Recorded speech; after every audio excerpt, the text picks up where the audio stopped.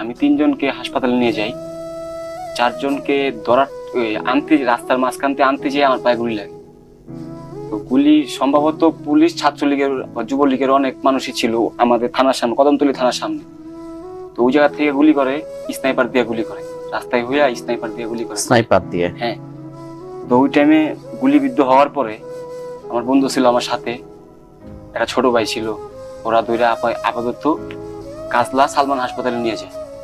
ওই জায়গায় যাওয়ার পরে প্রাথমিক একটা ড্রেসিং করে। প্রাথমিক ড্রেসিং করার পরে আমার ভাই আসে বাসা থেকে, আমার ভাই আসে, আমার বন্ধুর বাবা আসে, আরেকজন আমাদের পাড়া প্রতিবেশী, বাসার সাথে বাসা, উনি আসে।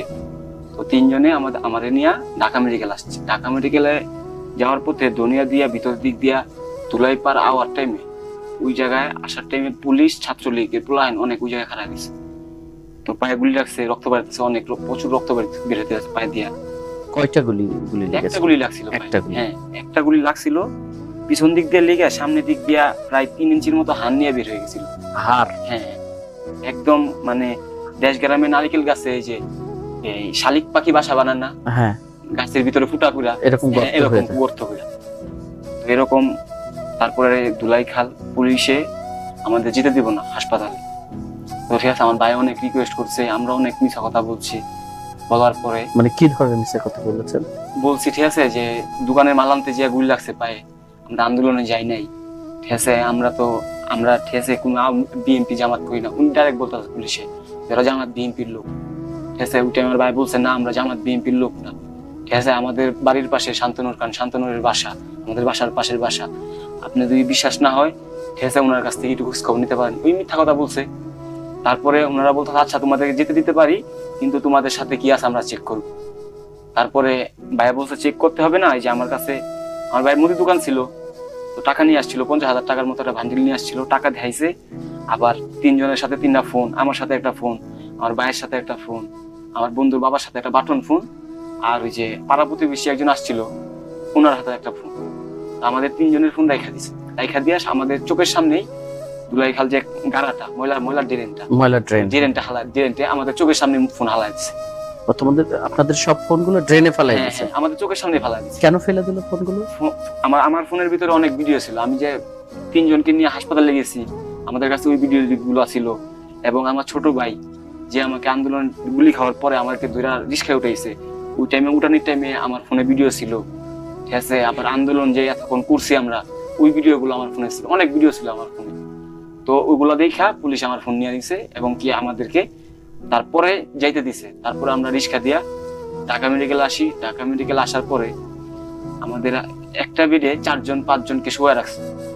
তো আমি যাওয়ার পরে এত রোগী, সবগুলি খাওয়া পেশেন্ট, এত পেশেন্ট, ঠিক আছে। তারপরে আমি তো আর ওই জায়গায় বইতে পারতাছি না, আমার তো পা লম্বা করে ঠিক আছে সোজা করে বসতে হইব।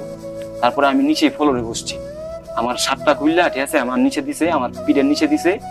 আবার ওই আমার যে বন্ধুর বাবা, ওনার শার্টটা খুললা, ঠিক আছে, আমার পায়ের নিচে দিছে, ঠিক আছে। রাখার পরে ওই জায়গায় শুয়েছি। ওই জায়গায় শোয়ার পরে ডাক্তার তো মানে শুক্রবার ওই দিনটা ডাক্তার তো নাই, ঠিক আছে, ডাক্তাররা পারতেছে না এত কিছু ট্যাগেল দিতে, ডাক্তাররা পারতেছে না। আমাকে আমার ভাইয়াকে বলছে যে ওর শরীরে রক্ত শেষ, আমার শরীর নাকি সাদা হয়ে গেছিল, আমার ভাই বলছে। মানে ওদিক থেকে ব্লিডিং হইতে হ্যাঁ, বলছে 2 ব্যাগ রক্ত দাও। আমার বি পজিটিভ রক্ত। তো ঢাকা মেডিকেলে ব্লাড ব্যাংকে গেছে। ওই জায়গায় যাওয়ার পরে ওই জায়গায় এক ব্যাগ ব্লাডের দাম চাইছে 5,000 টাকা, বি পজিটিভ রক্ত কিনে আনতে হচ্ছিল। যে রক্ত মনে করেন ব্লাড ব্যাংকে মানুষে ফ্রি ডোনেশন করে যায়, ওই জায়গায় ওনারা আমাদের কাছ থেকে 2 ব্যাগ রক্ত 10,000 টাকা দাম চাইছে। তো আমার ভাই বলছে কি যে ওর তোর এই জায়গায় চিকিৎসা হইব না, তারপরে তো 1 ব্যাগ রক্ত নিয়ে আমাদের পঙ্গু হাসপাতালে নিয়ে আইতে হইব। তো 1 ব্যাগ রক্ত নিছে আর স্যালাইন লাগাইছে। তো লাগানোর পরে অ্যাম্বুলেন্স ঠিক করতে গেছে। অ্যাম্বুলেন্স ঠিক করা যাওয়ার সময় ঢাকা মেডিকেল থেকে পঙ্গু হাসপাতালে আইসা আসতে আমাদের সময় লাগছে মাত্র 7 মিনিট। ওই অ্যাম্বুলেন্স ওরা আমাদের কাছে ভাড়া চাইছে 8,000 টাকা।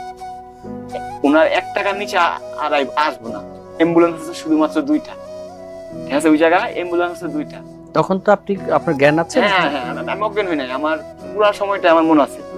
তারপরে যাই হোক, আমার ভাই কয় টাকা দিয়া, প্রায় 7,500 টাকা দিয়ে নাকি অ্যাম্বুলেন্সটা নিছে। তো অ্যাম্বুলেন্স দিয়ে আসছি, 7 মিনিটের মতো সময় লাগছে, রাস্তায় কেউই নেই। মানুষ তো দূরের কথা, একটা কুত্তাও নাই, আর গাড়ি তো নাই, ঠিক আছে, খালি রাস্তা। আসতে সময় লাগছে সর্বোচ্চ 7 মিনিট। তো আসার পরে পঙ্গু হাসপাতালে আসার পরে অনেক ছাত্র হয়েছিল ওই জায়গায়। ওনারা দুইটা আউটডোরে নিয়ে এই আউটডোরে টিকিট কাটছে, টিকিট কেটে ভর্তি করাইছে। তো ভর্তি করানোর পরে ওনারা তো গেছে গা, ঠিক আছে। তো আমাদের স্যালাইন তো চলতেছে, এখন নিয়ে যেতেছে জরুরি ওটিতে নিয়ে যাওয়ার পরে কোথা থেকে এক নার্স ইনচার্জ আসছে, আইসা বলতেছে যে গুলি খাওয়া পেশেন্ট এনআইডি ছাড়া ভর্তি নিতে মানা করছে স্বাস্থ্য মন্ত্রণালয়, স্বাস্থ্যমন্ত্রী, ঠিক আছে। তার মানে এনআইডি ছাড়া ভর্তি নেওয়া যাবে না। ওই সময়কার হ্যাঁ। স্বাস্থ্যমন্ত্রী, হ্যাঁ, 19 অর্থাৎ জুলাই। আওয়ামী লীগের স্বাস্থ্যমন্ত্রী। হ্যাঁ, নাসিম সাথে বলতেছে হুম। যে এনআইডি কার্ড ছাড়া ভর্তি নেওয়া হইব না। পরে যেভাবেই হোক ওনারা মনে হয় সম্ভবত ভাই আমার 5,000 টাকা না 6,000 টাকা দিছিল, দেওয়ার পরে উনি ভর্তি দিয়েছে। ভর্তি নেওয়ার পরে জরুরি বিভাগে যা, এই যে জরুরি ওটিতে যা, ওই জায়গায় আমার সামনে ছিল মাত্র 3 জন। ওই জায়গায় আমি 7টার দিকে চলে আসছি, আমার সামনে ছিল 3 জন। তো আমাকে ঠেসে ওনারা উঠি করে না, আমার পরে যারা উঠি করতে গুলি খায় আসতেছে ওনাদেরকে ওনারা আগে ঢুকাইতেছে। কিন্তু আমি যে 3 নাম্বার সিরিয়ালে খাড়ায় আছিলাম, ওই জায়গায় খাড়ায় আছি। কেন এটা হচ্ছে গিয়া ওনারা টাকা খায় ঠিক আছে, যারা টাকা দিতেছে ওনাদের ঠিক আছে ট্রিটমেন্ট আগে করতেছে। কিন্তু আমরা তো টাকা দিতে পারি নাই, আমাদের ট্রিটমেন্ট ঠিক আছে মনে করেন হইতাছে না। তারপরে একদিন ডাক্তার আসছে, ওই ডাক্তারে বললাম ভাই আমার প্রচুর ব্যথা করতেছে ভাই, আমি পারতাছি না ভাই, ঠিক আছে। ওনার মনে একটু নরম হয়েছে, উনিও আমার ওটিতে ঢুকাইছে।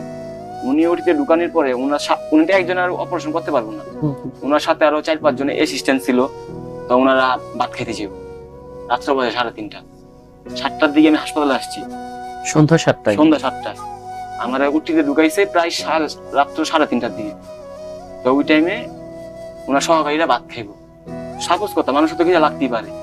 ওনারা আমার আগে 90 জনকে উটি করছে, আমার আগে। 90 জন? হ্যাঁ, আমার আগে সবই আন্দোলনের পেশেন্ট, গুলি খাওয়ার পেশেন্ট, ঠিক আছে। ওনারা তারপরে উনি মনে করতেছেন আমার যে 1.5 ঘন্টার মতো ওটিতে বসা করে রাখছে। আমি তো ওই টাইমে জানি না আসলে কিসের জন্য বসা করে রাখছে। তো একদিন পরে আমার ভাই, একদিন পরে না অনেকদিন পরে আমার ভাই আমার বলতেছে যে ঠিক আছে তোর পাও তো ডাক্তার এসে কেটে লাইতে, ঠিক আছে। আমি বনসই দিতে কইছে যে বনসই দিলেই তোর পাও কেটে হালা দিই। তো আমি কাটতে দেই নাই, আমি বলছি যে ওর পাও যদি ইনফেকশন হয়, যদি পছন্দ রে ওর পাও পরে কাটবো।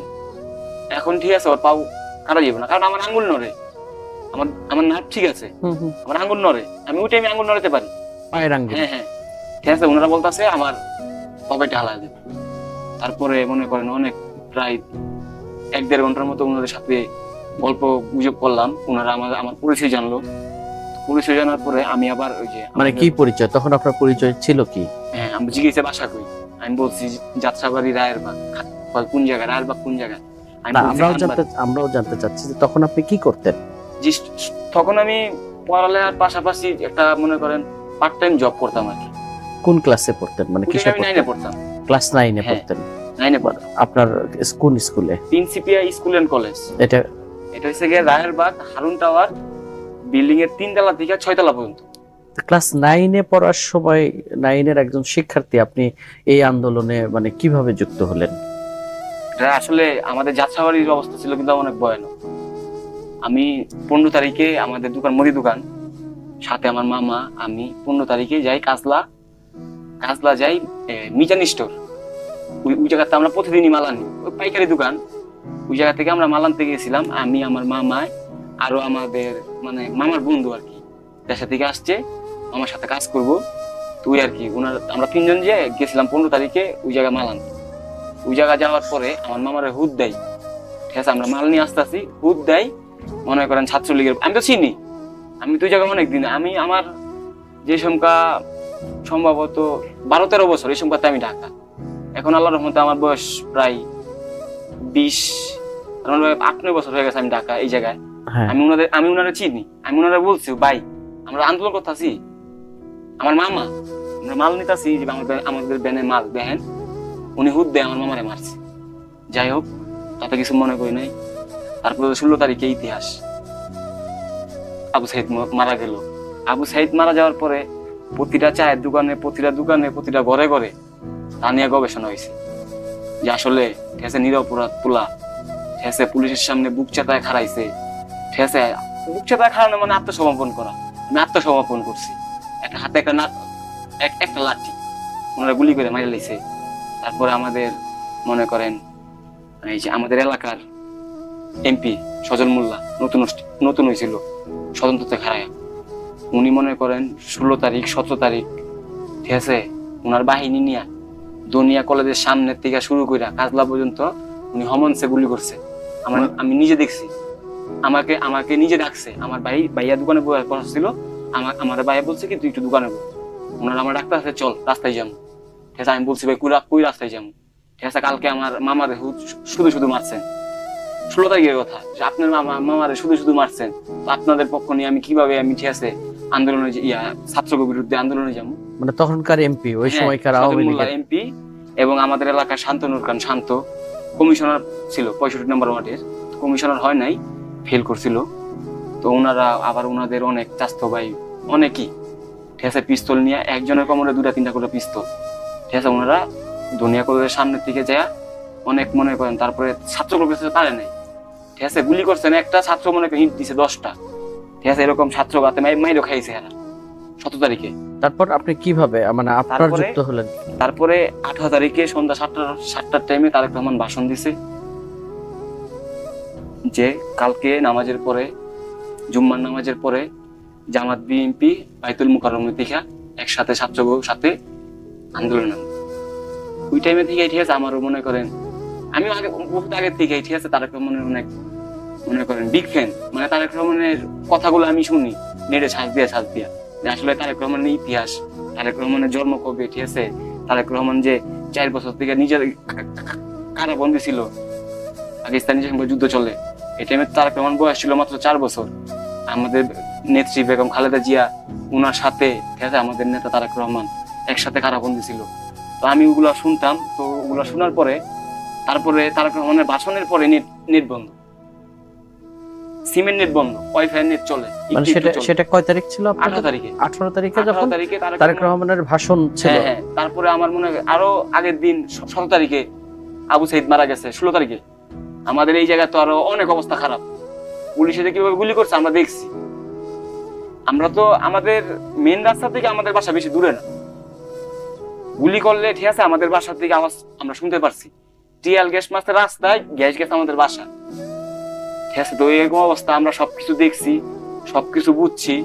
আমরা যে হুদ দেয় যে ছাত্রগুলোকে ঝাঁপায় পড়তে এরকম না ব্যাপারটা, আমরা আগে সবকিছু বুঝছি যে না আসলে এই দাবিটা যৌক্তিক দাবি, যে আসলে কোঠা বিরোধীদের কোঠা আন্দোলন একটা যৌক্তিক আন্দোলন, ঠিক আছে মেধার কোনো মূল্য নাই, কোঠার খালি মূল্য আছে। আমার দাদা ছিল জেলা কমান্ডার, মুক্তিযোদ্ধা জেলা কমান্ডার, কিশোরগঞ্জ জেলা মুক্তিযোদ্ধা কমান্ডার, আব্দুল জব্বার চেয়ারম্যান, স্বাধীনতার পরে চেয়ারম্যান আমার দাদা ছিল। আমাদের তো দরকার ছিল না, মেধার দরকার ছিল আমাদের কোঠা হইলে আমরা চাকরি পাইতাম, অবশ্যই পাইতাম, আমাদের যেহেতু কোঠা আছে। কিন্তু তাও আমরা রাস্তায় নামছি যে আসলে আমাদের ভাই বোনদের গণহারে পিটনি পিটতে আছে, পুলিশে বিনা অপরাধে বিনা কারণে ঠিক আছে গুলি করে মেরে ফেলতেছে। তো এগুলো দেখে নিজে কন্ট্রোল করতে পারি নাই। তো আমরা আমাদের বন্ধু বান্ধব যারা ছিলাম সবাই একসাথে বসে